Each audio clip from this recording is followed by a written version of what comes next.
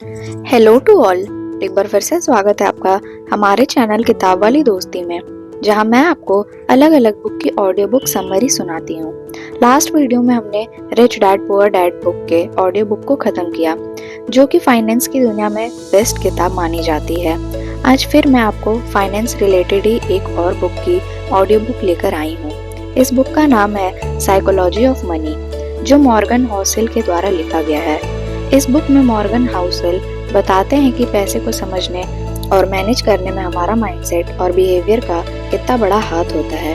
यह किताब इस बात पर जोर देती है कि पैसे केवल गणित का खेल नहीं है, यह हमारे इमोशन, परसेप्शन और व्यक्तिगत अनुभव से भी प्रभावित होता है। तो आइए हम इस बुक के पार्ट 1 के मुख्य बातों को सुनते हैं और समझते हैं। पार्ट 1 में हाउसेल ने कई कहानियां और उदाहरणों के माध्यम से यह समझाने की कोशिश की है कि पैसा कमाना और उसे बचाना केवल क्रिटिकल डिसीजन पर आधारित नहीं होता, बल्कि हमारा माइंडसेट और व्यू पॉइंट का भी महत्वपूर्ण भूमिका होता है। पहला बात जो हमें यह किताब सिखाती है वह है फर्स्ट, धन की समझ व्यक्तिगत होती है। हाउसेल बताते हैं कि हम पैसे को कैसे देखते हैं यह हमारे अनुभव पर निर्भर करता है।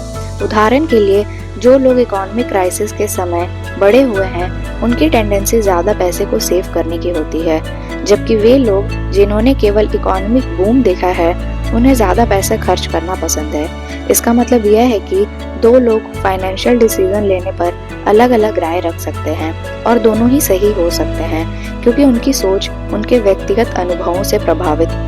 2, भाग्य और जोखिम। लेखक बताते हैं कि फाइनेंशियल सक्सेस में लक और रिस्क दोनों को महत्वपूर्ण भूमिका होती है।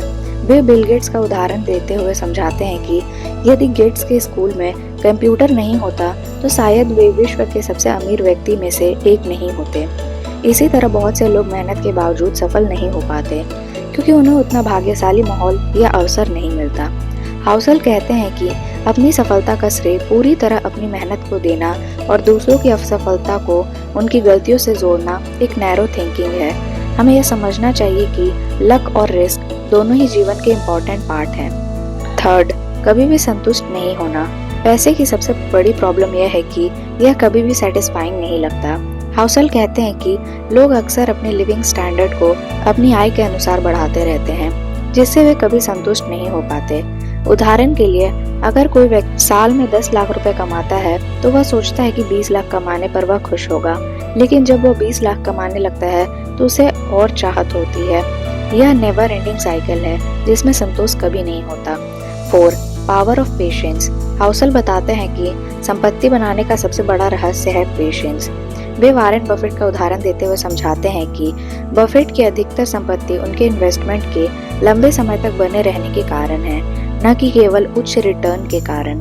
वे कहते हैं समय ही सबसे बड़ा चमत्कार है, और जो लोग लंबे समय तक धैर्य बनाए रखते हैं वे अंततः सबसे अधिक लाभ कमाते हैं। 5, पैसे और खुशी का संबंध। पैसे से खुशी खरीदी जा सकती है, लेकिन यह समझना जरूरी है कि यह खुशी किस चीज से आती है। हाउसेल के अनुसार पैसे हमें फ्रीडम देता है, अपने हिसाब से जीने की आज़ादी देता है। यह फ्रीडम ही असली खुशी का सोर्स है, न कि एक्सपेंसिव थिंग या लग्जरी लाइफ। ये बताते हैं कि जो लोग पैसे का उपयोग अपने समय और जीवन के नियंत्रण को बढ़ाने के लिए करते हैं वे सबसे खुशहाल होते हैं। 6, विनम्रता और लचीलापन। लेखक इस बात पर जोर देते हैं कि फाइनेंशियल डिसीजन में हम्बलनेस और फ्लेक्सिबिलिटी होना चाहिए। वे कहते हैं कि भविष्य को कोई नहीं जानता, इसलिए हमेशा ऐसे फाइनेंशियल प्लान बनाने चाहिए जो अनएक्सपेक्टेड इंसिडेंट को संभाल सके। उदाहरण के लिए, केवल हाई रिटर्न के लिए रिस्क पर इन्वेस्टमेंट करने के बजाय हमें हमेशा सेविंग और सिक्योर ऑप्शन को भी महत्वपूर्ण देना चाहिए, ताकि बैड टाइम में भी हम स्थिर रह सकें। 7, दूसरों से तुलना करना छोड़े। पैसे के मामले में दूसरों से तुलना करना हमें कभी संतुष्ट नहीं होने देता। हाउसेल बताते हैं कि हमेशा कोई ना कोई हमसे अधिक पैसा कमा रहा होगा या बेहतर जीवन शैली जी रहा होगा। अगर हम अपनी सफलता को दूसरों के क्राइटेरिया से मेजर करते रहेंगे तो हम कभी भी अपने प्रोग्रेस का आनंद नहीं ले पाएंगे। इसलिए हमें अपनी आर्थिक स्थिति और लक्ष्यों को अपनी प्राथमिकताओं और मूल्यों के आधार पर तय करना चाहिए। 8, गलतियां और सीख। हाउसेल बताते हैं कि फाइनेंस के फील्ड में गलतियां सामान्य है और उनसे घबराने के बजाय उनसे सीखना चाहिए। वे कहते हैं कि हर इन्वेस्टर कभी न कभी नुकसान का सामना करता है, लेकिन जो लोग अपनी गलतियों से सीखकर आगे बढ़ते हैं वे अंततः सफल होते हैं। यह समझना जरूरी है कि पैसा केवल एक साधन है और हमें इसे अपनी गलतियों से सीखने के अवसर के रूप में देखना चाहिए। 9. सरलता में शक्ति। अक्सर लोग पैसे के मामलों को कॉम्प्लिकेटेड बना देते हैं, जबकि हकीकत में सरलता ही सफलता की कुंजी है। हॉसेल का मानना है कि नॉर्मल स्ट्रैटेजी जैसे प्रॉपर सेविंग, डाइवर्सिफिकेशन और लंबे समय तक इन्वेस्टिंग सबसे प्रभावी होता है। वे कहते हैं कि कॉम्प्लिकेटेड फाइनेंशियल प्लानिंग में उलझने के बजाय सिंपल और डिसिप्लिन माइंडसेट अपनाना अधिक फायदेमंद होता है। पार्ट 1 में मॉर्गन हाउसेल ने समझाया है कि पैसा केवल अंकों का खेल नहीं है, बल्कि यह हमारी भावनाओं, धारणाओं और मानसिकता की गहराई से जुड़ा हुआ है। उन्होंने बताया है कि फाइनेंशियल सक्सेस के लिए केवल मैथमेटिकल नॉलेज ही नहीं, बल्कि साइकोलॉजी को समझना भी आवश्यक है। यह पुस्तक हमें अपने फाइनेंशियल बिहेवियर को समझने और सुधारने में मदद करती है, ताकि हम न केवल अधिक पैसा कमा सके, बल्कि उसका आनंद भी ले सके।